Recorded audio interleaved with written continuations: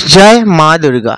সত্যি পূজা আসবে আসবে বলে একটা বছর কেমনে পার হয়ে যায় আমরা কেউ কল্পনা করতে পারিনি। তো পূজা আসবে বলে আমরা একটা বছর কেটে কেটে দিই মার আগমনের জন্য, আবার মা চলে যান, আবার একটা বছর অপেক্ষা করি মার আগমনের জন্য। তো এই মা আসার পরে যে আনন্দ উল্লাস আমরা সত্যি বলে বোঝানো যায় না। আচ্ছা, একটা প্যান্ডেলের কথা বলি। এই পূজা প্যান্ডেলটি বিলপাড়ের, সেই পূজা প্যান্ডেলটি কিন্তু নিখুঁতভাবে কাজ করেছে ওরা যারা কারিগর, এত সুন্দর বানিয়েছে, যেমন একটা স্বর্গের রাজপ্রসাদ বানিয়ে ফেলেছে ওরা। আর সেই স্বর্গের রাজপ্রসাদে মাকে ফ্রেমের মধ্যে রাখা হয়েছে, মানে অসাধারণ। মা হাসিমুখে ওনার কার্তিক গণেশ লক্ষ্মী সরস্বতীকে নিয়ে।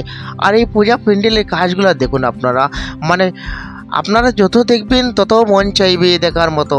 এই বিলপার যে কমিটি আছে এরা যেন কাজ, মানে এরা যে কারিগর দিয়ে কাজ করে কিন্তু সত্যি অসাধারণ। একটা কাজের মানে নিখুঁত করে আপনারা পাবেন না।